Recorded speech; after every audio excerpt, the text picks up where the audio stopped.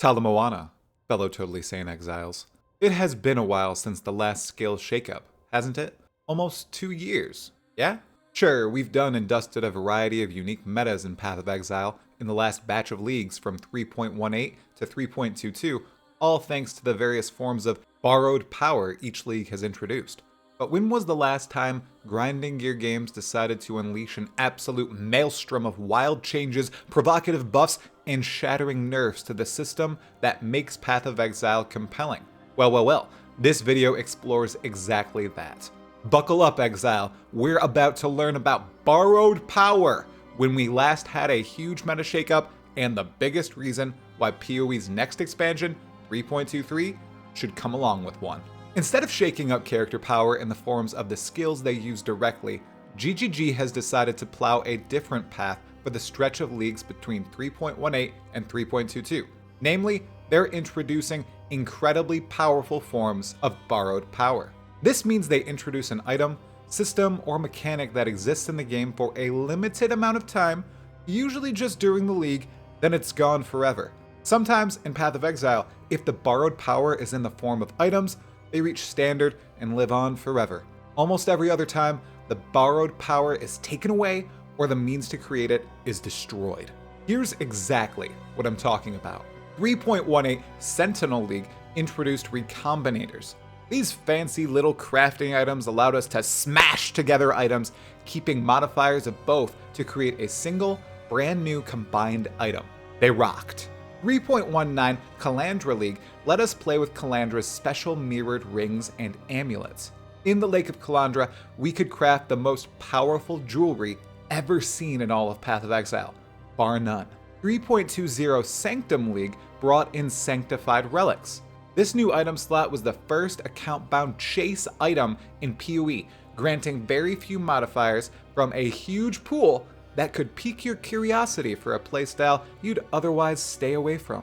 3.21 Crucible League dropped in Crucible Passive Skill Trees on weapons and a select few unique items.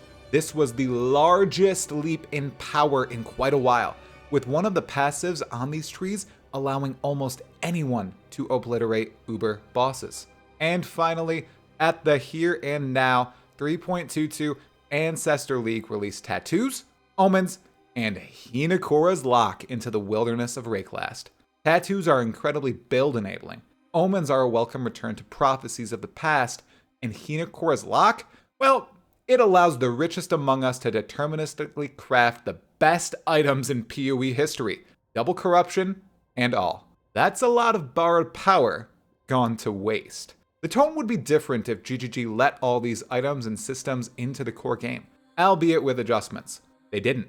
Instead, they stripped them away and have left them off the Challenge League table, letting them rot in the graveyard that is standard forevermore. Now, my hope is they halt this practice with 3.23 and bring back these forms of power, albeit altered. Skills need changes, but most, if not all of these awesome systems should re-enter the game as well. Don't you think? Recombinators are a given. They make far more rare items valuable, especially those picked up off the ground. Make them rarer. Place them in extremely challenging content. It matters not. Bring these back to the core game. Mirrored rings and amulets should make a return too. Lock them behind a new unique map that drops somewhat often. Call it the Lake of Kalandra. Give us even more ways to deck out our already godly characters. Sanctified Relics were an awesome account-bound gamble-infused chase item. Bring them back. Keep them account bound and gate them behind an item level 83 Forbidden Sanctum, or maybe even a unique relic run. Niche and powerful relics pushed players to try new builds. They could again, just as heist trinkets allow certain players to run extremely profitable heist strategies. Now, here's the only one I'm iffy on. Crucible Passive Skill Trees. Do we dare bring back these incredibly powerful, in some ways way too easily game-breaking trees into the game, perhaps with incredible alterations to the trees and the methods of obtaining them? While the forged monsters were cool and challenging, channeling the forge was not. Plus, the Forge of the Titans was way too linear. They'd really need to completely rework everything surrounding Crucible League if they ever wanted its systems to return. I wouldn't be against its unique items slithering their way into PoE though.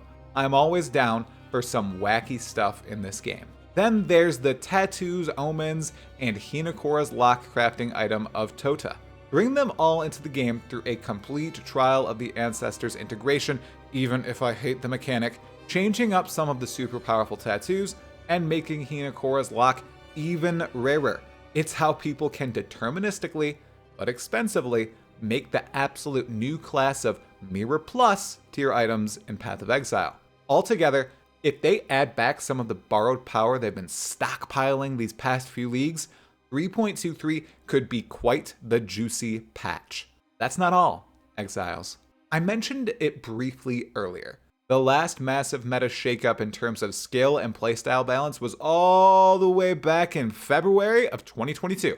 February 4th to be exact, when PoE 3.17 Siege of the Atlas and Arch Nemesis League launched.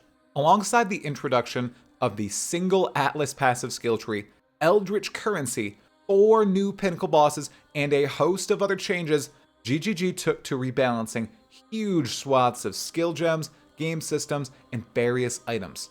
This patch was tremendous, and nothing like it has been seen since. GGG rebalanced dozens of skill gems.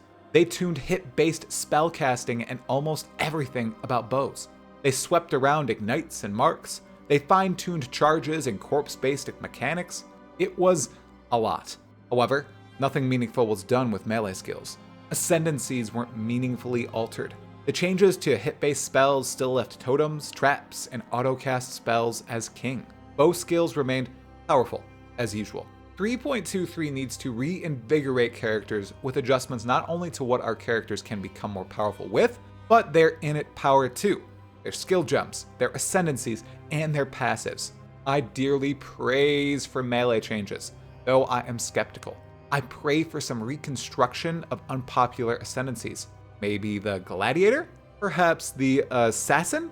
We'll see oh so very soon, Exiles. 3.23 is supposed to be big. 3.23 is supposed to be ambitious. 3.23, like all leagues in recent memory, is also headed by a much smaller team than we'd originally thought before ExileCon 2023. And now we know that. This team, I'm thinking, is ready to absolutely blow us away. Let me huff in that hopium. The next PoE league will add in recombinators, mirrored jewelry, sanctified relics, tattoos, omens, Hinekora's lock, a huge mess of skill changes, and for the hell of it, let's throw an ultimatum too. Could we even hope for some more ascendancy shifts? I think so, Exiles. 3.23 has a ton riding on it. It's the Holiday League. It's being announced alongside more information about Path of Exile 2, and it's being released when people now know and expect a seemingly skeletal crew to be the ones working on the live and thriving Path of Exile 1. The game dev gods over at GGG will not disappoint. I'm confident of that. Are you totally sane, Exile? A massive thanks to each and every one of you who watched this whole video. I deeply appreciate it. And here's an even larger thanks to all those who support me on Patreon and through YouTube. You can find links to support the channel in the description. Please check out these other videos on screen now. I have an inkling you will enjoy them. Now, Tala Moana.